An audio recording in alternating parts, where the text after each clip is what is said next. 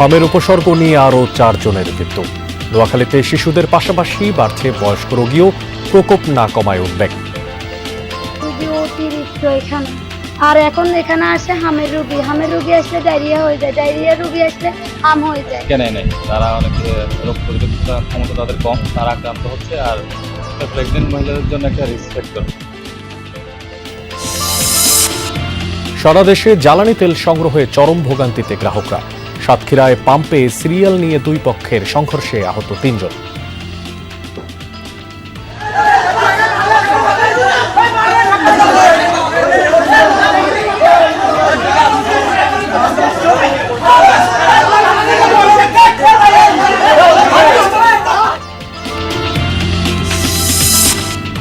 মাদারীপুরে 6টি জুয়েলারি প্রতিষ্ঠান সহ 8টি দোকানে ডাকাতি। নগদ টাকা সহ কোটি টাকারও বেশি মালামাল লুটের দাবি ব্যবসায়ীদের। ঢুকে দেখে আমার সিন্ধুক নিয়ে আসে 30 ভরি সোনা ছিল, মাল মানুষের কাস্টমারের। সুনামগঞ্জের 3 উপজেলায় বজ্রপাতে 5 কৃষকের মৃত্যু, আহত 5 জন। রংপুরের মিঠাপুকুরে প্রাণ গেছে আরও 2 জনের। এবং কুষ্টিয়ায় বাবা মেয়ে সহ 3 জন নিখোঁজের 2 মাসেও কোনো কুলকিনারা করতে পারেনি পুলিশ। চুয়াডাঙ্গার এক কবিরাজের দিকে সন্দেহ পরিবারের। আমি স্বপ্নে দেখলাম আমি ইমাম মাহাদি আর মহানবী হযরত মুহাম্মদ সাল্লাল্লাহু আলাইহি সাল্লামের সাথে আমার কথা হয়েছে। তাদেরকে রিচ করার চেষ্টা করছি, এখন পর্যন্ত তাদের ক্লু খুঁজে পাওয়া যায়নি।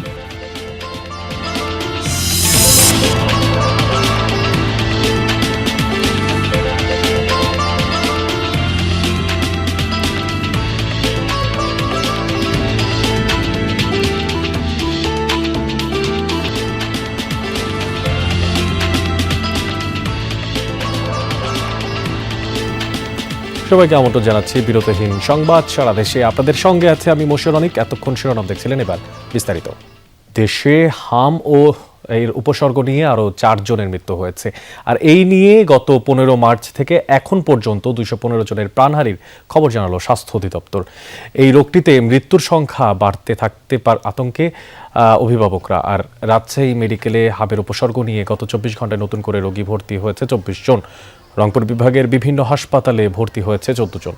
এছাড়া ময়মনসিংহ, সিলেট, চট্টগ্রাম, বরিশাল ও খুলনা বিভাগের বিভিন্ন হাসপাতালেও উপসর্গ নিয়ে রোগী ভর্তি হয়েছে। নোয়াখালী জেনারেল হাসপাতালে নতুন করে ভর্তি হয়েছে 12 জন। প্রথমে জেলাটিতে শিশুদের আক্রান্তের হার বেশি থাকলেও এখন প্রাপ্তবয়স্ক রোগীর সংখ্যাও বাড়ছে। এদের মধ্যে গর্ভবতী নারীর সংখ্যাই বেশি। এদিকে দেশের 4 সিটি কর্পোরেশন এবং 30 উপজেলায় হামের বিশেষ টিকাদান কর্মসূচি চলমান রয়েছে।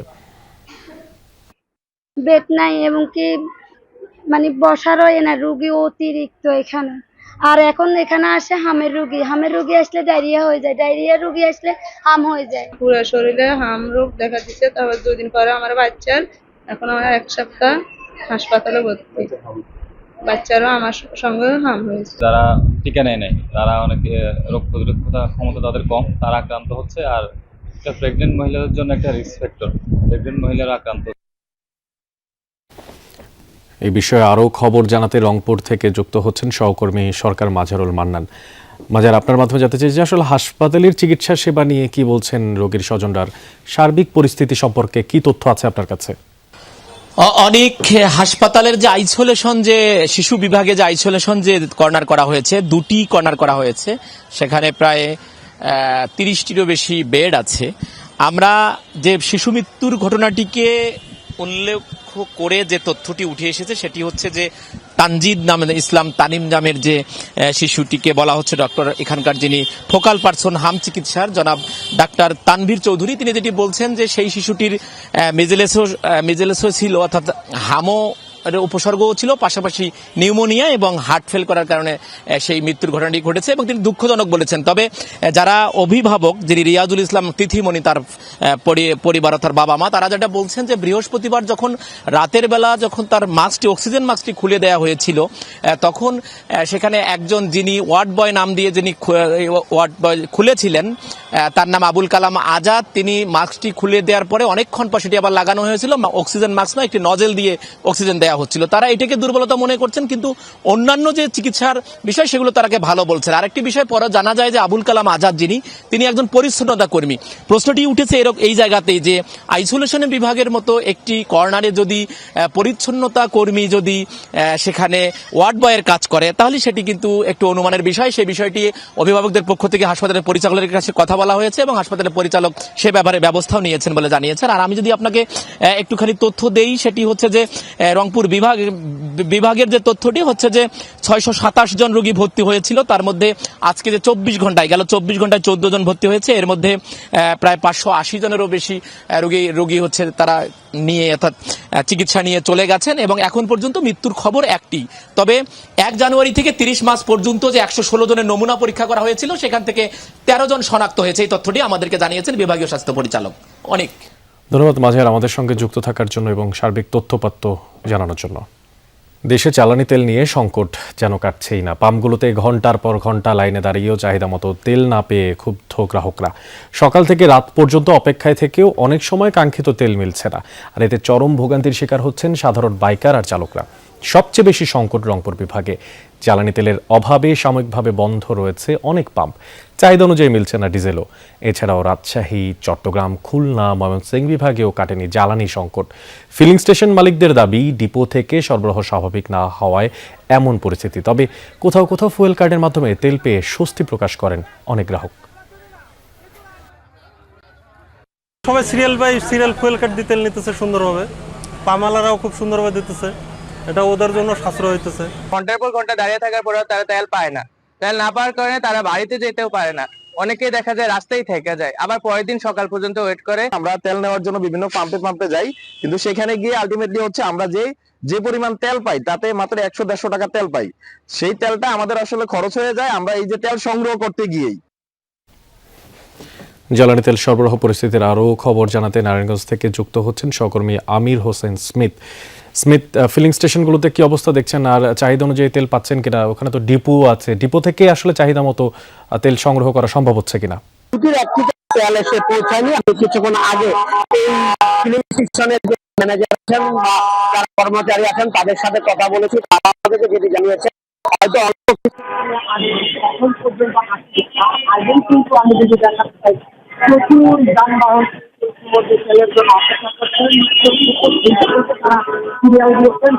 তেলের জন্য অপেক্ষা করছেন। সেই দুপুর 2টা থেকে তারা সিরিয়াল দিয়েছেন, সেই সিরিয়াল অনুযায়ী কিন্তু এখনো তারা দাঁড়িয়ে আছেন। তারা বলছেন যে ঘন্টার পর ঘন্টা দাঁড়িয়ে থেকেও তাদেরকে কাঙ্ক্ষিত মাত্রার যে সেটা কিন্তু তারা পাচ্ছেন না। আর কিছুক্ষণ আগে আমি ডিপোগুলোর যে খবর নিয়েছি, তারা আমাদেরকে যেটি জানিয়েছেন যে অনেকটা রেশনিং পদ্ধতিতে তারা তেল সরবরাহ করছেন, যে কারণে কিন্তু তেলের যে পরিমাণ আগে যে পরিমাণ চাহিদা ছিল তার অর্ধেকের মতো তেল তারা সরবরাহ পাচ্ছেন। এভাবে কিন্তু তারা তেল যেটুকু পাচ্ছেন ততটুকু দিচ্ছেন সরবরাহ। তবে বাইকার যারা আছেন, যারা গাড়ির মালিক আছেন, তারা অনেকটা ক্ষোভ প্রকাশ করেছেন যে তেলের যদি সংকট না থাকে তাহলে পেট্রোল পাম্পগুলোতে কেন সরবরাহ ঠিক মতো করছে না, সেটি তারা আমাদেরকে বারবার জানাচ্ছেন। তারা ক্ষোভ প্রকাশ করছেন এবং পেট্রোল পাম্পে যারা কর্মরত কর্মকর্তা আছেন তারা বলছেন তারা যে পরিমাণ অর্ধেক মতো তেল পাচ্ছেন, অর্থাৎ একটা গাড়িতে 18,000 লিটার তেল, কিন্তু তারা দেখা যাচ্ছে যে 9,000 লিটার পাচ্ছেন। আমাদের সঙ্গে স্মিথ জানাচ্ছিলেন আসলে সেখানকার যে সার্বিক পরিস্থিতি, নিশ্চয়ই আসলে সেই জায়গাতেও এখনো সংকট কাটছে না। ধন্যবাদ স্মিথ আপনাকে। সাতক্ষীরায় ফিলিং স্টেশনে সিরিয়াল নিয়ে দুই পক্ষের সংঘর্ষ হয়েছে, আহত হয়েছে সেখানে 3 জন। দুপুরে সদর উপজেলার 6ঘড়িয়া এলাকায় এই ঘটনা ঘটে। পুলিশ জানায় লস্কর ফিলিং স্টেশনে বেলা 12টার সময় প্রথম শিফটের তেল দেওয়া বন্ধ হয়, আর এই সময় সিরিয়াল ভেঙে সিয়াম নামের এক যুবক সামনে গিয়ে মোটরসাইকেল রাখতে গেলে অন্য চালকরা তাকে বাধা দেয়। আর এই ঘটনার সূত্র ধরে স্থানীয় দাউদ বাহিনীর সদস্যরা দেশীয় অস্ত্র নিয়ে সিরিয়ালে থাকা গ্রাহকদের উপরে হামলা করে, বাধে সংঘর্ষ। আর এতে আহত হন রানা, শিমুল, সবুজ নামের 3 জন। পরে ঘণ্টাব্যাপী সাতক্ষীরা যশোর মহাসড়ক অবরোধ করেন বিক্ষুব্ধ জনতা। খবর পেয়ে ঘটনাস্থলে পৌঁছে পরিস্থিতি নিয়ন্ত্রণে নেয় পুলিশ, আহতদের পাঠানো হয়েছে হাসপাতালে। নোয়াখালীতে অভিযান চালিয়ে অবৈধভাবে মজুত করা প্রায় ১,৫০০ লিটার ডিজেল সহ একটি তেলের লরি জব্দ করেছে গোয়েন্দা পুলিশ। আর এই সময় ৪ জনকে আটক করা হয়েছে। শুক্রবার রাতে সদর উপজেলার উদয় সাধুর হাট দক্ষিণ বাজারে এই অভিযান পরিচালনা করা হয়। জেলা গোয়েন্দা পুলিশের ভারপ্রাপ্ত কর্মকর্তা জানান, পুলিশের একটি দল খলিফার হাট এলাকায় অবস্থানকালে খবর পায় উদয় সাধুর হাট দক্ষিণ বাজারের আব্দুল মালেক অয়েল স্টোরে বেশি দামে বিক্রির উদ্দেশ্যে অবৈধভাবে ডিজেল মজুত করা হয়েছে। পরে রাত 11:15টার দিকে সেখানে অভিযান চালানো হয়। এই সময় অবৈধভাবে ডিজেল মজুত ও বিক্রির অভিযোগে ৪ জনকে আটক করা হয়। জব্দ করা হয় ১৪০০ লিটার ডিজেল ও একটি লরি। মাদারীপুরে ৬টি জুয়েলারি প্রতিষ্ঠান সহ ৮টি দোকানে ডাকাতি হয়েছে। সদর উপজেলার হাউস্তি বাজারে ভোররাতে এই ঘটনা ঘটেছে। দোকানগুলোর থেকে স্বর্ণালংকার সহ নগদ টাকা লুট করেছে ডাকাত দল। আর এই ঘটনায় কোটি টাকারও বেশি ক্ষতি হয়েছে বলে দাবি করছেন ব্যবসায়ীরা। জড়িতদের আইনের আওতায় আনতে তৎপরতা চলছে বলে জানিয়েছে পুলিশ। মাদারীপুর শহর থেকে প্রায় ১০ কিলোমিটার দূরে দুধখালী ইউনিয়নের হাউসদি বাজার। রাত ৩:৩০টার দিকে বাজারের স্বর্ণকার পট্টিতে হানা দেয় ডাকাত দল। এক প্রত্যক্ষদর্শী জানান, পিকআপে করে বাজারে আসে ৭-৮ জনের ডাকাত দল। তাকে বেঁধে ডাকাতি শুরু করে মুখোশধারীরা। প্রথমে তালা ভেঙে নিউ প্রিয়াঙ্কা জুয়েলার্সে ঢোকে ডাকাত দল। একে একে আরও ৫টি দোকানে সোনা ও রূপার গহনা সহ নগদ টাকা লুট করে তারা। হানা দেয় পাশের একটি মুদি আর কসমেটিক্সের দোকানেও। কাছে আসছে গাড়ির কাছে, বলছি ভাই কি হয়েছে? কয় ভাই তেল নাই, বন্ধ হয়ে গেছে, হাওয়া ঢুকছে। ৫-৭ মিনিট পরেই যা পিছনটা যে আমার বাড়ি দিছে, দুটা বাড়ি দিয়েছে। চোখ মুখ আমার আন্দার হয়ে গেছে, হাত পাও মুখ টুক বাইন্দা আমার এই ভিতরে আটকে খেয়ে দিছে। ডাকাতির ঘটনায় দিশেহারা হয়ে পড়েছেন ক্ষতিগ্রস্ত ব্যবসায়ীরা। তারা জানান, গত কয়েকদিন ধরে বাজারে পাহারাদার নেই। সেই সুযোগ কাজে লাগিয়েছে ডাকাত দল। তালা ভাঙতে না পারায় ডাকাতরা সিন্দুকও নিয়ে যায়। ঘটনার সময় বিদ্যুৎ ছিল না। ডাকাতির ঘটনায় কোটি টাকারও বেশি ক্ষতি হয়েছে বলে দাবি ব্যবসায়ীদের। ৩০ ভরি সোনা ছিল মাল মানুষের, কাস্টমারের, আর আমার কাজের সোনা ছিল। আর আপনার ৫০০ ভরি রূপা ছিল, নগদ ১ লক্ষ টাকা ছিল। সিন্ধুক নিয়ে আছে, নিয়ে যাওয়ার পর আমার অনুমান ১২ লক্ষ টাকার মাল ছিল। সিন্ধুক নিয়ে গেছে, মাল যা আছে সব ৩.৫ লাখ টাকার মতো টাকা ছিল আর কি, সবকিছু মিলে। আর উপর মাল ছিল ৭০ ভরি, এগুলো নিয়ে চলে গেছে। এই ঘটনায় উদ্বেগ ছড়িয়েছে বাজারের ব্যবসায়ী সহ স্থানীয়দের মাঝে। পুলিশি টহলের ব্যবস্থা করার দাবি তাদের। আমাদের সোনা আমাদের দিবে, আর কি মনে করবো, আমরা তো পুইছি, পুইছি, তারপরে ছাড়াই তো দিছি টাকা। কোনোদিন দেখি না কোনো থানা বা ফাঁড়ির পুলিশ এসে এই এলাকায় এসে ডিউটি করে। জড়িতদের ধরতে অভিযান চলছে বলে জানিয়েছে পুলিশ। একই রাতে এতগুলা দোকানে ডাকাতি সংঘটিত হওয়া, এটা খুবই অ্যালার্মিং। তো আমরা গুরুত্বের সাথে এই বিষয়টা দেখছি এবং এই ঘটনার সাথে যারা জড়িত তাদেরকে আমরা গ্রেপ্তারে কাজ করছি। জাহিদ হাসান, যমুনা নিউজ। দেশের 2 জেলায় বজ্রপাতে মারা গেছেন 7 জন। আর এরই মধ্যে সুনামগঞ্জেই প্রাণ গেছে 5 কৃষকের। সুনামগঞ্জের বিভিন্ন হাওরে এই ঘটনা ঘটেছে। দুপুরে ধর্মপাশা, জামালগঞ্জ ও দিরাই উপজেলায় হাওরে ধান কাটার সময় আকস্মিক ঝড়ের সাথে বজ্রপাত শুরু হলে নিহত হন কলেজ শিক্ষার্থী হাবিবুর রহমান, রহমতুল্লাহ, লিটন মিয়া ও নূর জামাল। এছাড়া তাহিরপুর উপজেলায় হাওরে হাঁস চড়ানোর সময় বজ্রাঘাতে মৃত্যু হয় আবুল কালাম নামের একজনের। আলাদা এইসব বজ্রাঘাতের ঘটনায় আহত হয়েছেন আরও 5 জন। এদিকে রংপুরের মিঠাপুকুর উপজেলার সখীপুর গ্রামে বজ্রাঘাতে 2 জন নিহত হয়েছেন। স্থানীয়রা জানায়, সকালে এলাকায় বৃষ্টি হচ্ছিল। এই সময় স্থানীয় ছোট শালমার বিলে মাছ ধরছিলেন মৎস্যজীবীরা। তা দেখতে ভিড় করে শিশুসহ 15 থেকে 20 জন। হঠাৎ বজ্রপাত হলে ঘটনাস্থলে মৃত্যু হয় কৃষক তালেব মিয়া ও জেলে মিলন মিয়ার। এ সময় 3 শিশুসহ অন্তত 10 জন আহত হন। তাদেরকে উদ্ধার করে মিঠাপুকুর স্বাস্থ্য কমপ্লেক্সে ভর্তি করা হয়। 3 শিশুর অবস্থা গুরুতর হওয়ায় পরে তাদের পাঠানো হয় রংপুর মেডিকেল। ইমাম মাহাদির সঙ্গে দেখা করতে নিয়ে যাওয়ার কথা বলে কুষ্টিয়া থেকে নিরুদ্দেশ হয়েছেন বাবা মেয়ে সহ 3 জন, যার মধ্যে 2 জন কুষ্টিয়া সরকারি কলেজ থেকে সদ্য উচ্চ মাধ্যমিক পাশ করা ছাত্রী। প্রায় 2 মাসে হদিস মেলেনি তাদের। ভুক্তভোগী পরিবারের অভিযোগ চুয়াডাঙ্গার এক কবিরাজের বিরুদ্ধে। তবে কবিরাজের দাবি, চিকিৎসা ছাড়া এই নিখোঁজ ব্যক্তিদের সঙ্গে তাদের কোনোই সম্পর্ক নেই। যিনি হলেও পুলিশ কুলকিনারা করতে পারেনি এখন পর্যন্ত কোনো কিছুই। কুষ্টিয়া থেকে রুহুল আমিন বাবু জানাচ্ছেন বিস্তারিত। গেল ফেব্রুয়ারির 8 তারিখে নিখোঁজ হয়েছে ওয়াহাব মণ্ডল, তার মেয়ে এবং তার মেয়ের বান্ধবী। আমার পেছনে যে ভুট্টার ক্ষেত দেখা যাচ্ছে ঠিক এই ক্ষেতটিতেই কাজ করছিল ওহাব মণ্ডল। এর মাঝে তার মেয়ে এবং তার মেয়ের বান্ধবী তারা আসার পরে ওহাব মণ্ডলের সঙ্গে দীর্ঘ সময় তারা গুরুত্বপূর্ণ আলাপ আলোচনা করেন। প্রত্যক্ষদর্শীরা এমনটি আমাদেরকে জানিয়েছেন। মামা মেয়ে দুটো আবার এদিক দিয়ে বাড়া চলে আসে, আসে মানে এদিকে যারা থাকে, আর ওই মামা আবার দেখছি ব্যাগ নিয়ে খুবই জরুরি বলছে মামি মামি, তা আমি বলছি কি মামা, তো বলছে যে এই ব্যাগটা থুয়ে গেলাম, মামা আসলে পারে এলো ব্যাগটা দিয়ে আসতে বললেন। দুইজনে উঠে সেরে প্রেম দিয়ে এক সুদা উঠে চলে আসলো।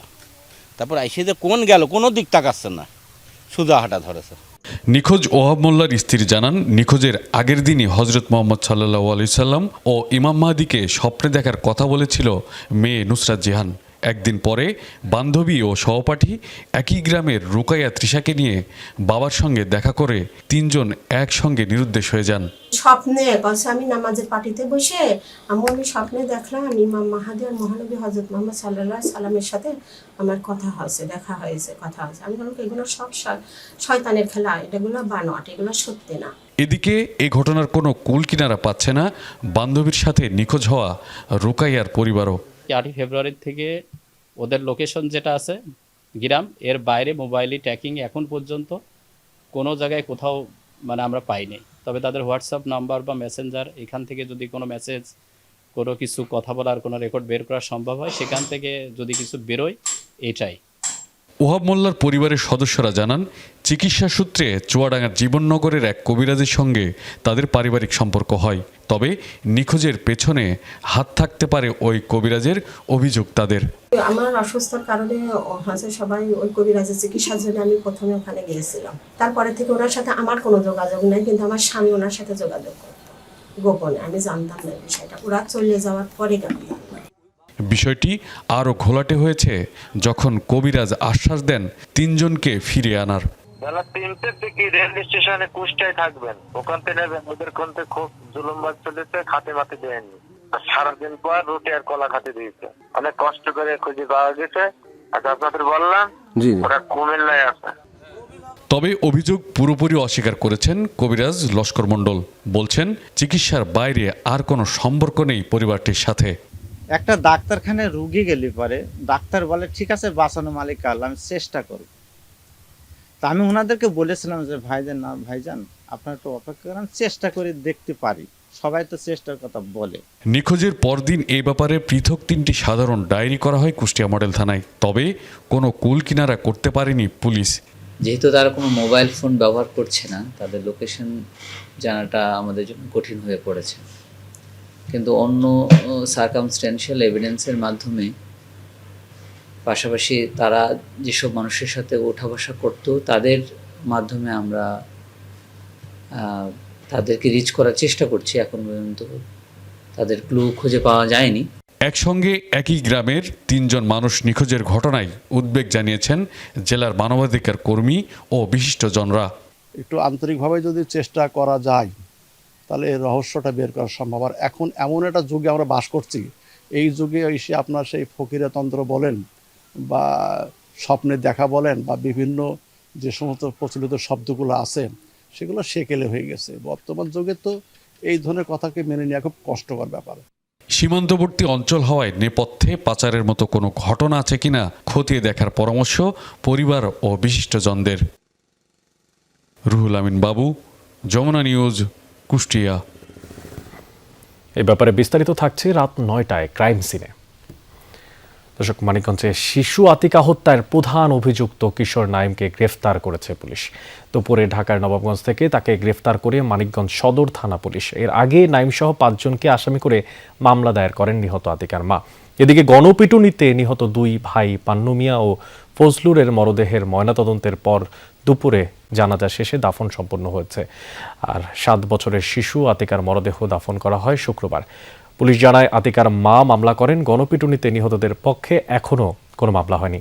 বৃহস্পতিবার রাতে সদর উপজেলার বনপারিল গ্রামে 7 বছরের শিশু আতিকার মরদেহ উদ্ধারের ঘটনায় গণপিটুনিতে নিহত হন অভিযুক্ত নাইমের বাবা ও চাচা। আর এই ঘটনায় নাইমের বড় ভাই গুরুতর আহত হয়ে হাসপাতালে চিকিৎসাধীন রয়েছেন। প্রাথমিক তদন্তে শিশুটিকে ধর্ষণ চেষ্টার আলামত মিলেছে বলে জানিয়েছে পুলিশ। খুলনা রেলওয়ে পুলিশ লাইনে কর্তব্যরত এক কনস্টেবল আত্মহত্যা করেছেন। ভোর 4:30টার দিকে অস্ত্রাগার এলাকা থেকে সম্রাট বিশ্বাসের মরদেহ উদ্ধার করা হয়। সম্রাটের বাড়ি গোপালগঞ্জের কাশিয়ানী থানায়। 2018 সালে পুলিশে যোগদান করেন তিনি। রেলওয়ে জেলা খুলনায় যোগদান করেন গত বছরের নভেম্বরে। তবে সম্রাটের আত্মহত্যার কোনো কারণ এখন পর্যন্ত নিশ্চিত করে বলতে পারেনি পুলিশ। এই ঘটনায় এরই মধ্যে একটি তদন্ত কমিটি গঠন করা হয়েছে। 4:30 থেকে 4:45 এই সময়ে তো সেই ঘটনাটা ঘটিয়েছে। আমাদের কাছে ভিডিও ফুটেজ সংরক্ষিত আছে, আমরা ভিডিও ফুটেজ যাচাই করেছি, দেখেছি ভিডিও ফুটেজে দেখা গেছে সে নিজেই তার চাইনিজ রাইফেল থেকে গুলি করেছে। দিন দিন জীববৈচিত্র্য হারাচ্ছে শেরপুর সীমান্তের গারো পাহাড়ের বনাঞ্চল। সংরক্ষিত শাল গজারি বনও রক্ষা পাচ্ছে না কাঠচোরদের থেকে। অভিযোগ উঠেছে সামাজিক বনায়নের উপকারভোগীদের কেউ কেউ জড়িয়ে পড়ছেন এই চুরিতে। আর সাম্প্রতিক অভিযানে কয়েকজনকে আটক করা হলেও সচেতন মহল বলছে এই সব কেবলই লোক দেখানো উদ্যোগ।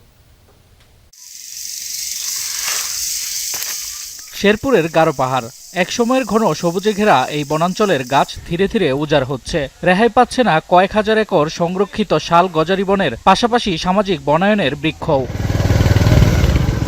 অভিযোগ রয়েছে বিগত সরকারের আমলে রাজনৈতিক প্রভাব খাটিয়ে কাঠচোরদের সামাজিক বনায়ন প্রকল্পের অংশীদার করা হয়। এরপর থেকে একটি শক্তিশালী সিন্ডিকেট গড়ে ওঠে, যা এখনো সক্রিয়। এই অসাধু কিছু ব্যবসায়ী, অসাধু কিছু কর্মকর্তার জন্য আমাদের সরকার রাজস্ব খাত থেকে সরকার বঞ্চিত, আমাদের লবণাংশতে আমরা বঞ্চিত হয়েছি। এখানকার কি করে ওরাই জানে, আল্লাহ জানে। আর এই বাগানটা, এই সেগুন বাগান, বহুত দিনের বাগান, টেঙ্গুর শেষ করে দিই। 11 এপ্রিল রাংটিয়া রেঞ্জের গজনীবিট এলাকা এবং 12 এপ্রিল গভীর রাতে বালিজুরি রেঞ্জ থেকে ব্যাপক হারে গাছ কেটে লুটে নেওয়া হয়। সামাজিক বনায়ন থেকে গাছ কাটার অভিযোগ ওঠে উপকারভোগী ফয়জুদ্দিন ও তার সহযোগীদের বিরুদ্ধে। পরে অভিযান চালিয়ে বেশ কিছু কাটা গাছ জব্দও করে বন বিভাগ। স্থানীয় বাগান কমিটির দাবি, সামাজিক বনায়নের উপকারভোগী সদস্যরাই জড়িত এসব ঘটনার সাথে। বাগানের মালিকের 11 জনের মধ্যে খালি ফয়জুদ্দিন এই গাছগুলো ব্যস্ত আছে, কাটতেছে চেঙ্গু, তারপরে ফয়জুদ্দিন। এরা মানে এইভাবে আজ কতদিন ধরে খালি এইভাবেই কাটতেছে, কোনো অ্যাকশন হয় না। সভাপতি সেক্রেটারি এখন তো মূল্যায়ন বেশি, এরা নিজেরাই বেশি এলা। গজনী বিট এলাকায় ফয়েজউদ্দিন, সামিদুল ও চেঙ্গু নামে 3 ব্যক্তি প্রায় 8.5 লাখ টাকার আকাশমণি গাছ কেটে পাচারের চেষ্টা করে। তবে মূল হোতা পালিয়ে যাওয়ায় প্রশ্ন উঠেছে অভিযানের কার্যকারিতা নিয়ে। এটা ফয়জুদ্দিন নামে এক লোক, আমাদের অংশীদার। সে মূলত আসলে অংশীদার হইলেও কিন্তু তার অংশীদারিত্বর দায়িত্ব পালন না করে সে বন ধ্বংস করার দায়িত্ব পালন করছে। নিয়মিত অভিযানের পাশাপাশি আইন অমান্যকারীদের বিরুদ্ধে কঠোর ব্যবস্থা নেওয়া হবে বলে জানিয়েছে বিট কর্মকর্তা। যারা সংশ্লিষ্ট চোর বা এর সাথে জড়িত এরা নিজেরাই উপকারভোগী, তবে তাদেরকে আমরা শনাক্ত করতে পেরেছি। অলরেডি আমরা বন মামলা প্রক্রিয়াধীন রাখছি।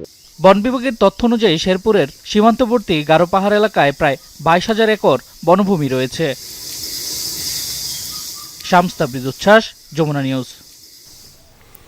পাবনার বেড়া উপজেলার প্রায় 1 লাখ চরবাসীর জন্য বরাদ্দ হয়েছিল একটি নৌ অ্যাম্বুলেন্স, কিন্তু 1 যুগেরও বেশি সময় পার হলেও এখনও কাজেই আসেনি জলযানটি। আর মেইনটেনেন্স খরচ না পাওয়ায় পানিতে ভাসেনি 1 দিনের জন্য। দীর্ঘদিন অব্যাহত থাকার পরে অনেকটা অকেজো হয়েই এখন উপজেলা স্বাস্থ্য কমপ্লেক্স চত্বরে পড়ে আছে নৌ অ্যাম্বুলেন্সটি। পদ্মা ও যমুনা নদী বেষ্টিত পাবনার বেড়া উপজেলা। চর সাফুল্লা, চর পাঁচকোলা সহ 25টি চরে প্রায় 1 লাখ মানুষের বসবাস। স্থানীয়দের স্বাস্থ্যসেবার একমাত্র ভরসাস্থল উপজেলা স্বাস্থ্য কমপ্লেক্স। যোগাযোগ ব্যবস্থা নৌপথ নির্ভর হওয়ায় সেখানে যেতে পড়তে হয় নানা বিড়ম্বনায়। এছাড়া সন্ধ্যার পর অনেক চরেই বন্ধ হয়ে যায় নৌ চলাচল। এমন বাস্তবতা বিবেচনা করে নৌপথে রোগী পরিবহনের জন্য 2013 সালে নৌ অ্যাম্বুলেন্স চালুর উদ্যোগ নেয় সরকার। চরাঞ্চল থেকে দ্রুত রোগীদের নিয়ে চিকিৎসা নিশ্চিত করার লক্ষ্য থাকলেও নৌ অ্যাম্বুলেন্সটি কখনোই কাজে আসেনি স্থানীয়দের। দীর্ঘদিন অব্যবহৃত থাকায় অকেজো হয়ে আছে অ্যাম্বুলেন্সটি। চুরি হচ্ছে মূল্যবান যন্ত্রাংশ। রোগী মুগী অসুস্থ হইলে কোনো পারাপারের সংযোগ, কোনো রাস্তা নাই, খুব সমস্যার মধ্যে আছে। জানা মতে যে ওয়াটার অ্যাম্বুলেন্সে কোনো রোগী কোনোদিন ওঠে নাই। এতটাই দুর্দশা এবং এতটাই অবস্থা সংকটপন্ন যে এরা রাত্রে কোনো নৌকা পাওয়া যায় না। স্বাস্থ্য বিভাগের কর্মকর্তা জানান, মেইনটেনেন্স খরচ না দেয়ায় অব্যবহৃত রয়েছে অ্যাম্বুলেন্সটি। তবে নতুন করে নৌ অ্যাম্বুলেন্স বরাদ্দ পেতে চেষ্টা চলছে। ওয়াটার অ্যাম্বুলেন্সটা আমরা যতদূর জানি 2013 সালে এখানে দেওয়া হয়, কিন্তু এর মেইনটেনেন্স খরচ এবং ড্রাইভার আসলে সাথে দেওয়া হয়নি। তো দীর্ঘদিন এটা নদীতে পড়ে থাকার ফলে জংধরে নষ্ট হয়ে গেছে। তো বর্তমানে আমরা চেষ্টা করতেছি যে আর একটা অ্যাম্বুলেন্স ওয়াটার অ্যাম্বুলেন্স পাওয়া যায় কিনা, যাতে আমাদের নদী বেষ্টিত বেড়া উপজেলার চরের মানুষ স্বাস্থ্যসেবা পায়। 2013 সালের 24 ডিসেম্বর তৎকালীন উপজেলা স্বাস্থ্য কমপ্লেক্সের স্টোর কিপার নৌ অ্যাম্বুলেন্সটি বুঝে নেন। সাইফ আহমেদ, যমুনা নিউজ। নওগাঁ সদর উপজেলার হাসাইগাড়ি ইউনিয়নের হামরার বিল থেকে কৃষ্ণপুর অভিমুখী প্রায় 2.5 কিলোমিটার বিল পুনর্খননের কার্যক্রম শুরু হয়েছে। দুপুরে এই কর্মসূচি উদ্বোধন করেন স্থানীয় সংসদ সদস্য জাহেদুল ইসলাম থুলু। আর দুর্যোগ ব্যবস্থাপনা অধিদপ্তর, দুর্যোগ ব্যবস্থাপনা ও ত্রাণ মন্ত্রণালয় এই কর্মসূচি বাস্তবায়ন করছে।